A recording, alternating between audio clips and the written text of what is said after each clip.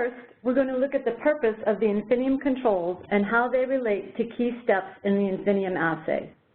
We'll look at the different types of Infinium controls, and we'll look at how to view the Infinium controls in Genome Studio and discuss the expected outcome for each control.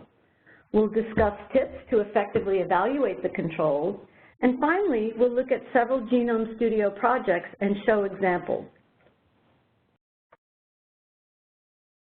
First, the purpose of the Infinium controls. They are control bead types on the Infinium arrays. The intensities are reported in the controls dashboard. They support quality control. They're not the end-all, be-all of quality control. They can help identify sample outliers and identify root causes for failure. So we can see now the bead is on the array, and the control is attached to the bead on the array.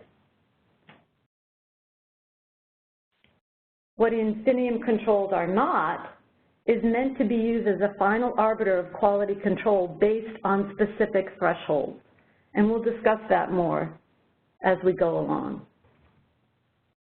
Before we begin talking about the controls, let's take a look at the Infinium genotyping assay workflow.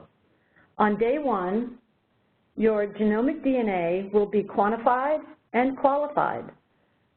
If you're using DNA purified from formalin-fixed paraffin-embedded sections, you will perform a DNA restoration.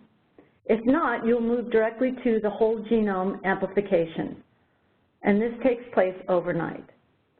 On day two, the amplified DNA will be fragmented into usable sizes of DNA. That DNA is precipitated and resuspended in a hybridization buffer because the next step is to hybridize that sample to the BeadChip. And what we're doing is hybridizing the sample to the probes on the BeadChip. This hybridization takes place overnight, and the next day we perform a wash.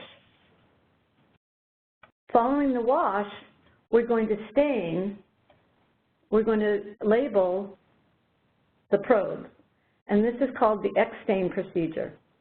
The first step of the X-stain is to do a single nucleotide extension. So we see here we've got the probe that's on the bead, the sample DNA has bound to that probe, and depending upon the allele of the SNP that's in the sample DNA, the next base extended is going to be a complement to that allele on the sample DNA. And whether that allele is A, the next base will be T. If that allele is G, then the next base will be C. Following that single base extension is target removal. So now that we've labeled the probe, now that we have extended that single base of the probe, we're going to actually remove the sample DNA. So now what we have is the bead and the probe with that single base extension, and that nucleotide is labeled either with DNP or biotin. And those labeled with DNP will ultimately be read in the red channel, and those labeled with biotin will ultimately be read in the green channel. Over the course of the webinar, we will be referring to these different steps in the assay workflow. So now let's talk about the types of controls. We have sample-independent and sample-dependent controls.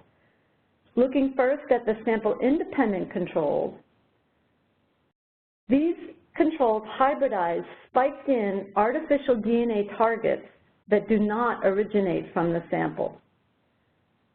These controls evaluate chip performance, and they also evaluate the efficiency of hybridization and of staining. But to reiterate, they're not informative of sample quality. The sample-independent controls are staining, extension, target removal, hybridization, and restoration. The sample-independent controls do bind the sample DNA. They assess the sample DNA quality, and they evaluate the assay performance across all samples. The sample-dependent controls can be affected by failure in any step of the assay. For example, sample prep up to X stain. The sample-dependent controls bind human targets, and they cannot be used with non-human Infinium products. The sample-dependent controls are stringency, non-specific binding, and non-polymorphic. Again, looking at the Infinium assay workflow, let's correlate that with the different controls that we've just talked about. So we can see the sample-independent controls are represented in blue, and these are staining, target removal, extension, hybridization, and restoration. And you can see that most of these controls are near the end of the protocol. The sample-dependent controls represented in red, non-polymorphic, non-specific binding, and stringency are more toward the beginning of the protocol. And while these controls are informative of certain steps in the assay, they can be affected by performance in other steps of the workflow. For example, if the sample-independent staining control doesn't work, that means the staining didn't work, and the sample-dependent controls will probably not work either. And the point to that is, do not draw conclusions based on a single control. We always want to be looking at which controls are informative of certain steps in the assay, but remembering that they can be affected by performance of other steps in the assay. So in addition to evaluating the controls in combination with each other, we want to evaluate these controls along with the quality metrics that we use in Genome Studio, such as call rate, P10GC, and log-RDev. So again, we're going to look at the control dashboard and the Genome Studio controls in concert to get a good idea of the assay and sample performance. So now we're going to take a look at the controls dashboard in Genome Studio before we talk about the specific controls.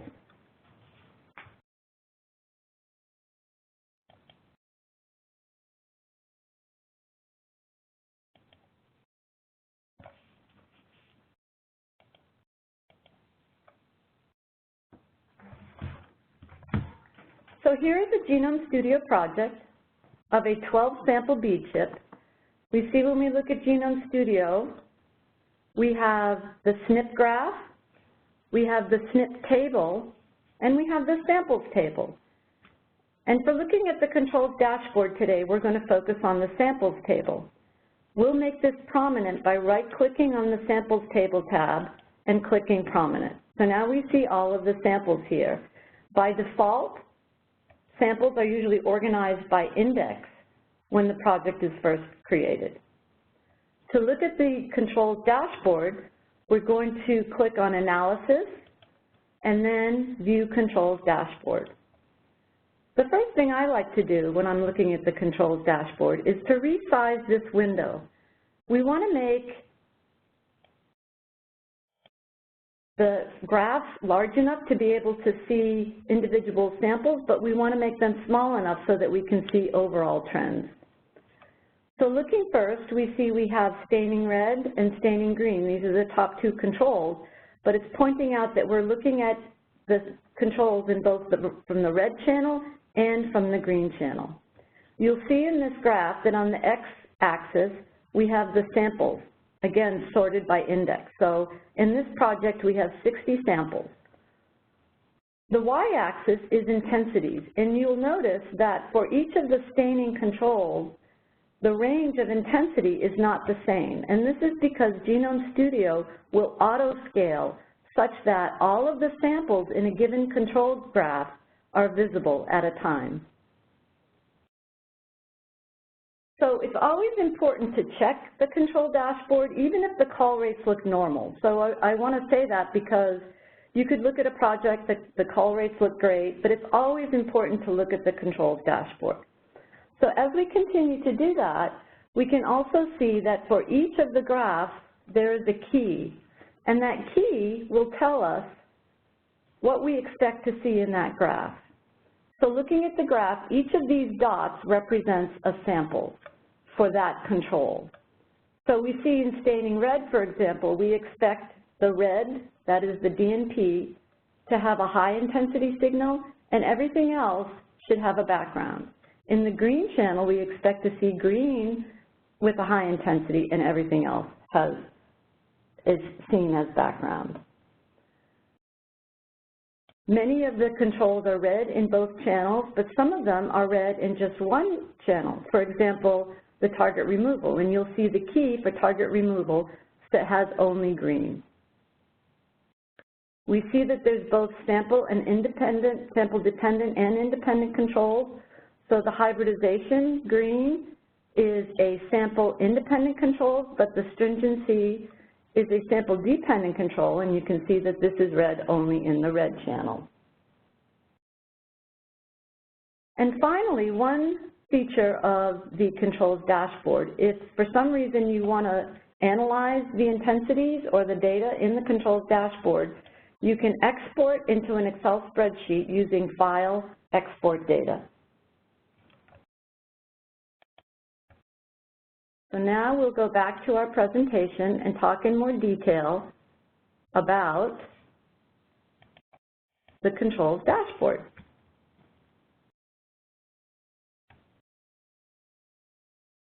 So looking again at our controls and the workflow, and if you recall, in the controls dashboard, staining was the first control at the top. So we'll go through each of these controls and we'll discuss which step in the assay it is particularly informative, and we'll discuss what the expected outcome is for each of the controls.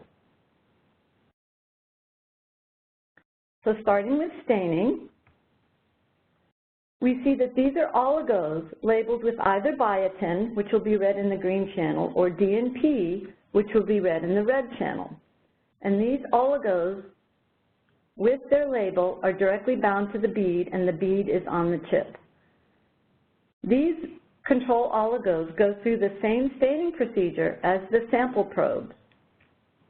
These test the efficiency of the staining steps in XStain, and again, because this is a sample-independent control, it's not dependent on the sample DNA hybridizing to the BeadChip or the single base extension. When we look at the staining controls in the controls dashboard, we see that they're monitored in both the red and the green channel. And the expected outcome is that the DNP, that is the red, is high in the red channel, and the green, or the biotin, is high in the green channel.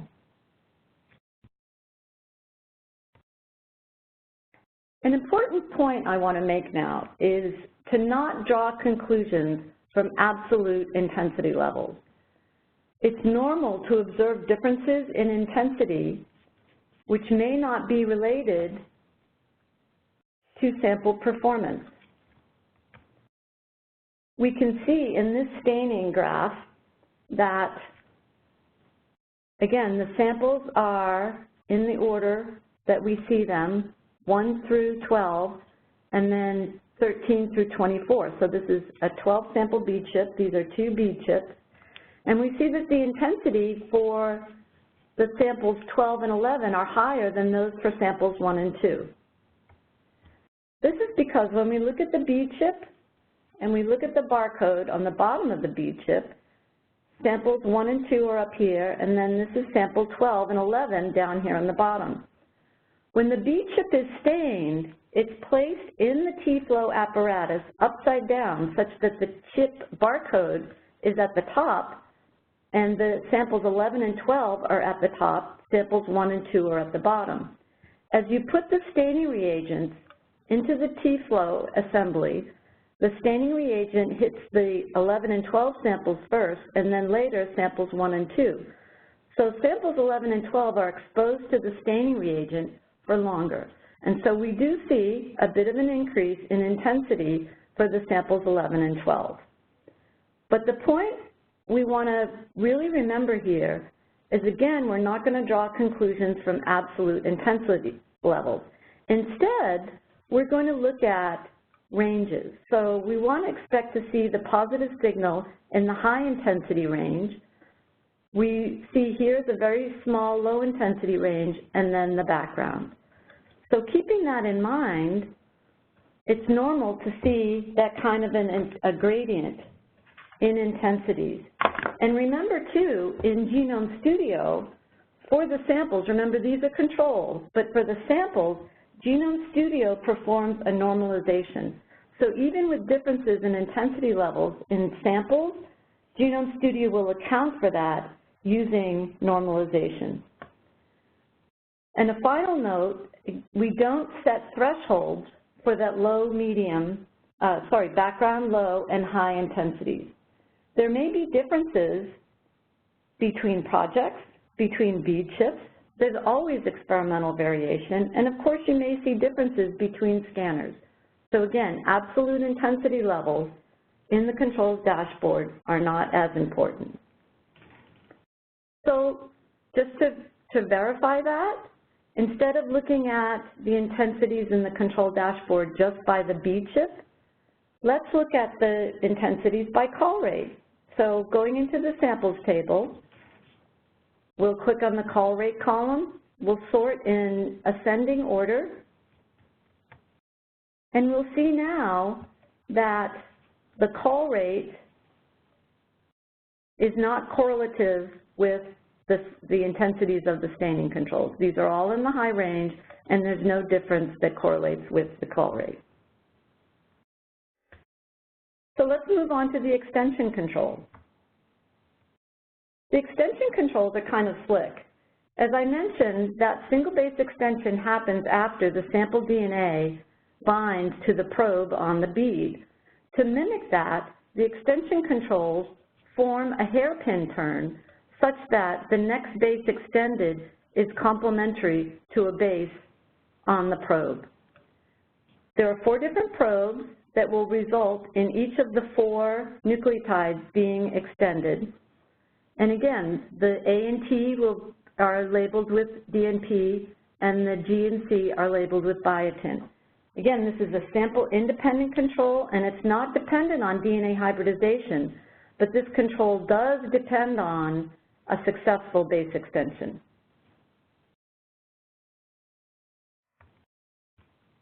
In the controls dashboard, we see that we want positive signals for both A and T in the red channel, and we want those intensities to be approximately the same. And the same in the green channel. We want to see positive signals for the C and G, and again, we want those signals to be approximately the same within a sample. Target removal is a bit different because we're testing that the sample DNA has been removed from the probe once that single base extension occurs.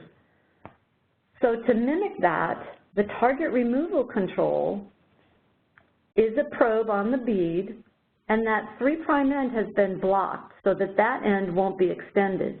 Instead, the extension takes place off of a target probe that was added and has bound to the probe, and now the extension is going to take place on the target DNA. A successful target removal control will be negative because that target probe will have been removed much as the sample DNA should have been removed. So there should be no signal on this probe following successful target removal. When we look in the controls dashboard, we see that this is read only in the green channel, and we do see background signals for the green in the green channel. You say, this is intensity of about 1,000. Is that not a positive signal? The best thing to do when you're looking at the target removal control is to compare it to the extension in the green channel. And we see here that the extension intensities are 30,000 to 60,000 for the extension controls. And we can see that that's much greater than the 1,000 that we see in that target removal control. So we can safely say that the target was successfully removed.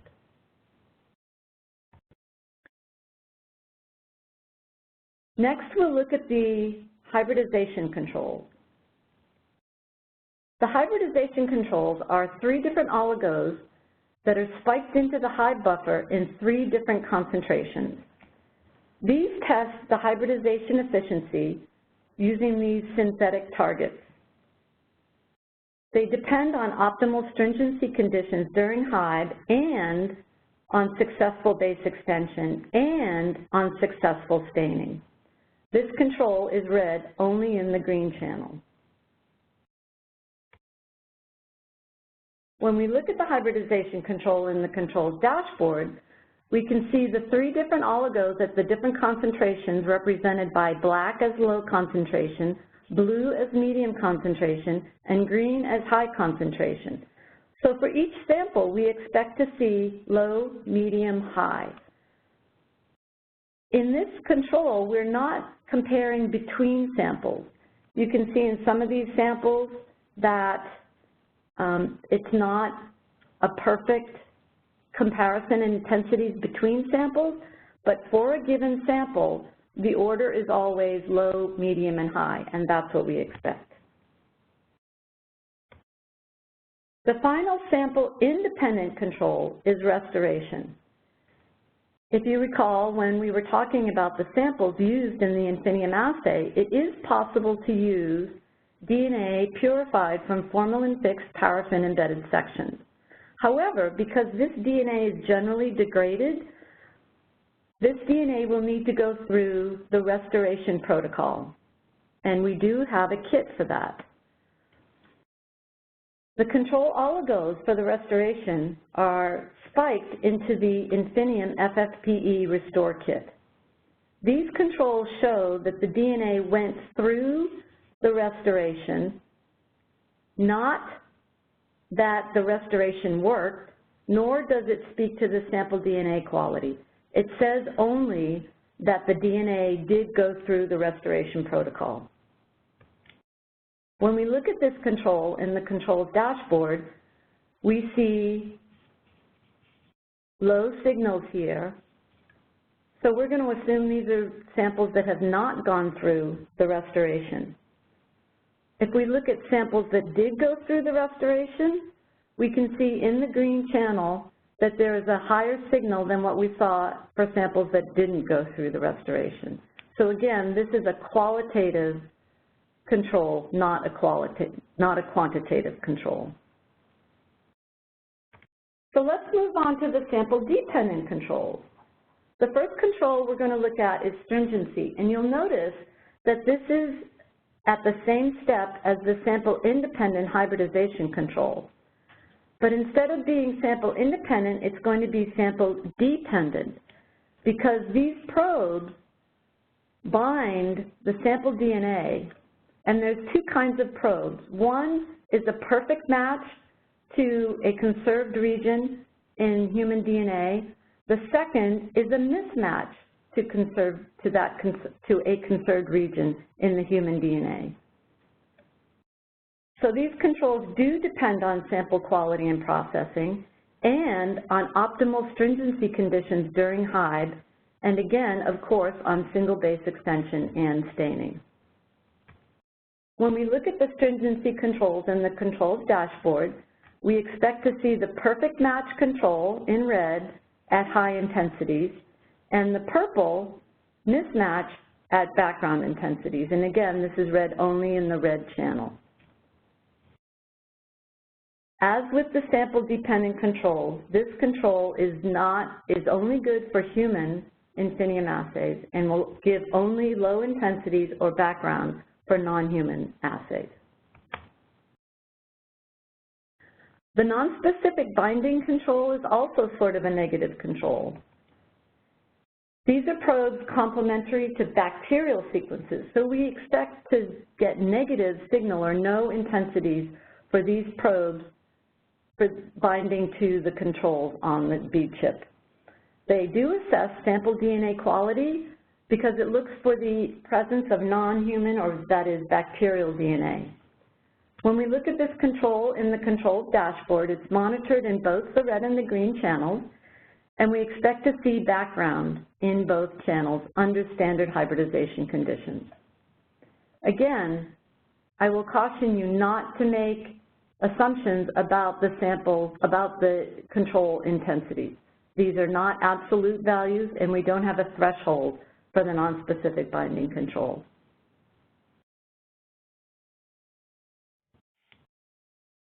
Probably the most important sample-dependent control is the non-polymorphic. These are 4 different target probes that bind to probes on the beads on the BeadChip. And each of them queries bases that are in non-polymorphic regions of the human genome, that is, conserved regions. They test overall assay performance, and again, they depend on sample quality, processing, successful hybridization, single base extension, and staining.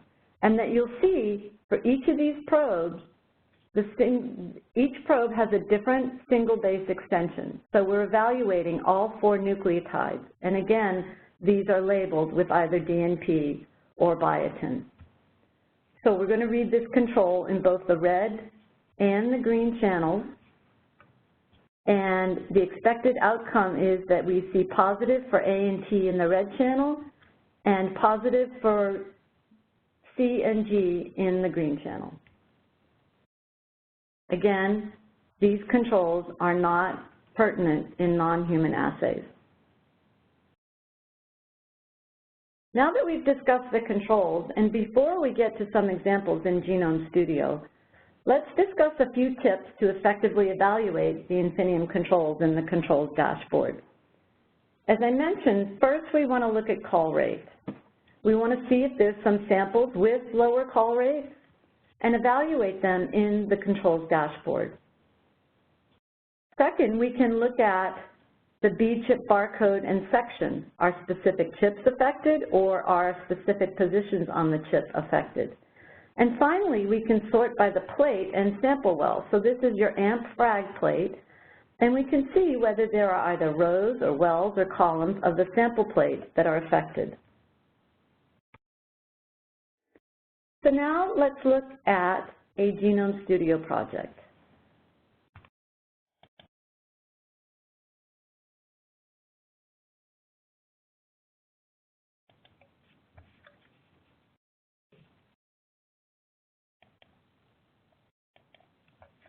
So again, we'll look at the same 12 sample BeadChip that we looked at previously. And the first thing that we're going to do is sort by call rate. So we've chosen the call rate column in ascending order. And when we look at the call rates, we see that there are 2 samples with extremely low call rates. So let's look at those samples in the Controls Dashboard. We'll go to Analysis and then View Controls Dashboard. We'll resize the Controls Dashboard window so that we're able to see all of the controls in a given graph. So when we look at the sample independent controls, starting with staining, we see that for those first 2 samples, we have good staining in both the red and the green channel. We also see good staining for the extension control, so we know that single nucleotide was added successfully. We look at the target removal, and again, this is a negative control, so we expect to see low intensities, and all the samples have similar intensities.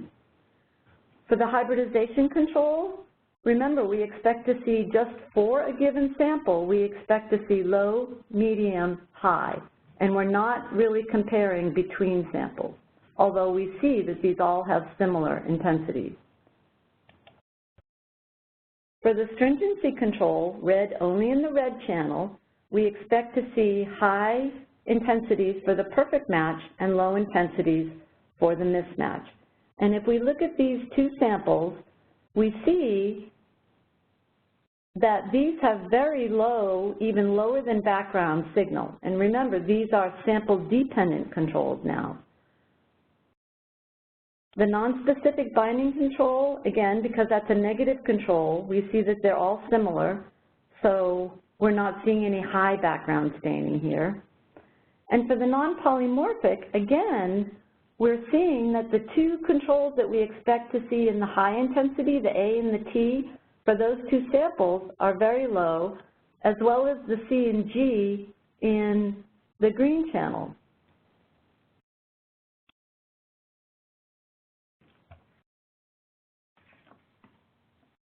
So if we go back to our presentation,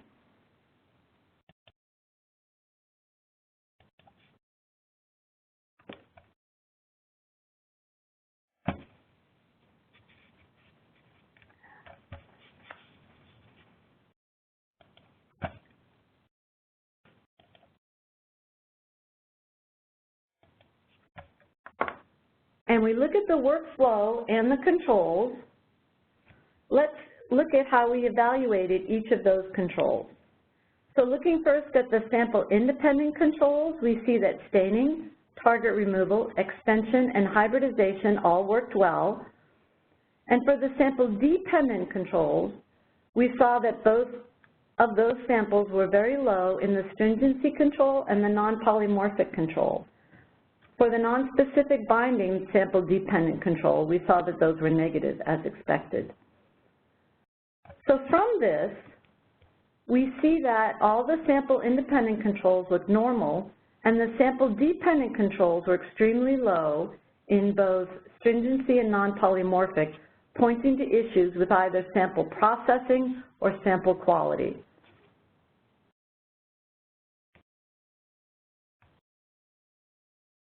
Our next example is an Omni-Quad BeadChip, and the Omni-Quad has 4 samples per BeadChip.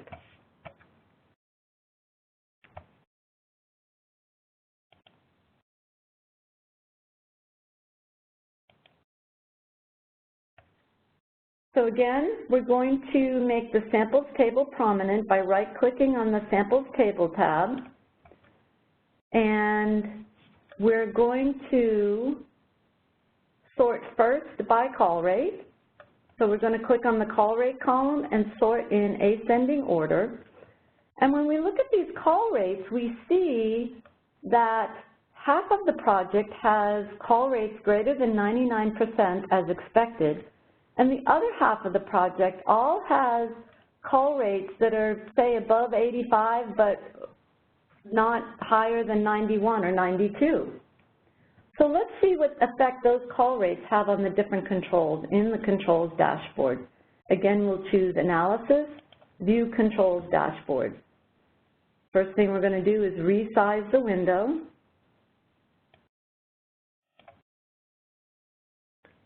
And when we look at the staining controls, we'll see that in both the red and the green channel, the staining controls behave as expected. When we look at the extension controls, we can see that for the second half of the project, which had the higher call rates, we see even intensities of the A and T in the extension controls. But when we look at that first half of the project that had lower call rates, we see that there's a separation and that the intensity of the A controls is lower than that of the T controls. We don't see that same difference in the green channels. When we look at the target removal controls, they all look as expected at very low or background intensities. And the final sample independent control is hybridization, and we see the expected order of black, blue, and green, that is low, medium, and high, for each of the samples. The next control we're going to look at is the sample-dependent control of stringency. We see that there is a separation of perfect match and mismatch in those samples with the higher call rates. And when we look at the samples with the low call rates, they also have a good separation, but the intensity is much lower for both the perfect match and the mismatch for those samples with the lower call rates. Nonspecific binding looks negative as expected. And finally, in the non-polymorphic green and red, in the green channel, the C and G have similar intensities. In the red channel, the A and T have similar intensities for the samples with good call rates. And again, we see a lower intensity for the A control versus the T control in the non-polymorphic red. So we see those split controls in both the extension and the non-polymorphic, and that these are correlated to call rate. Let's go back to the project for a second, and let's instead sort by BeadChip, because we know that this BeadChip has 4 samples per BeadChip, and we've got 8 BeadChips in this project because we have 32 samples. So let's sort by BeadChip. We'll sort first by barcode Centrix ID, which is the same as barcode ID, and Centrix position, which is the same as sample. And now we see that we've got each of the BeadChips organized 1, 2, 3, 4. So now we'll go back and look at the Controls Dashboard. We'll choose Analysis, View Controls Dashboard. Again, we'll resize the control window.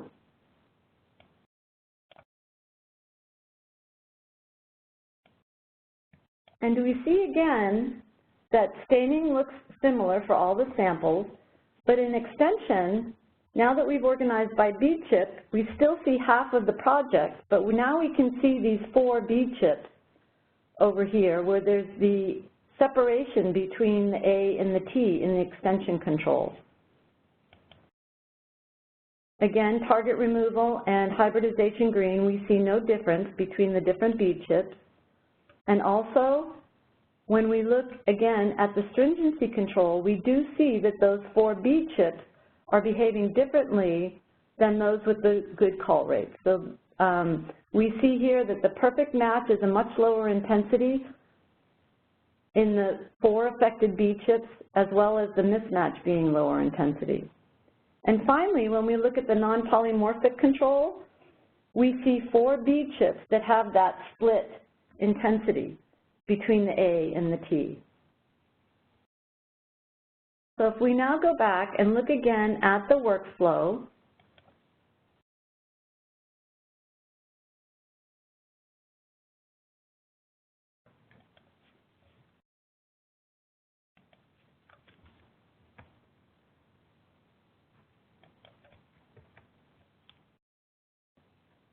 and we look at the controls laid over the workflow, we see that the staining and target removal worked well, but that sample-independent extension control did not. We see that the hybridization control worked well, but the stringency control did not, nor did the other important sample-dependent control, non-polymorphic. So what conclusion can we make from this? We know that if we look at the lab tracking form and look at the reagents that were used in this assay, we can see that the same tube of extension reagent was used for those 4 affected BeadChips.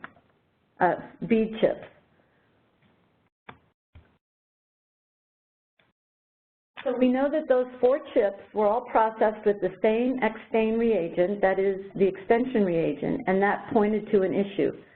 We know that if the extension reagent is not stored properly, that it will impair that extension process. And while we didn't get complete negatives, we did see the split between the A intensity and the T intensity.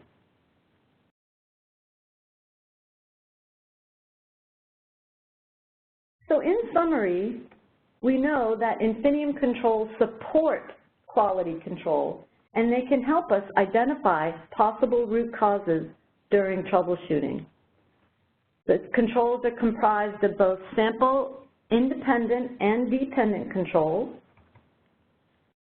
and they're most useful when evaluated in combination with each other and in combination with Genome Studio quality control metrics. We talked quite a bit about how the controls should be based on relative intensity levels and that not absolute intensity levels, because those can change between projects or scanner. And finally, Genome Studio itself offers tools to effectively evaluate those controls, and those are used in conjunction with Genome Studio quality metrics.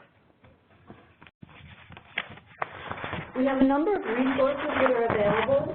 There's a great training module on our website called Evaluation of Infinium Genotyping Assay Controls. And within this training is a very nice training guide that goes into great detail the nature of each of these controls and how they look in Genome Studio. We also have a lovely tech note called Infinium Genotyping Data Analysis, and this goes through a step-by-step process for evaluating your data in Genome Studio. We include demo workspaces, that is sample Genome Studio projects, on the individual BeadChip product support pages on Illumina.com. A great resource is the user guide for the genotyping module in Genome Studio. And we also have a number of webinars that we've given that are recorded and are available on our website.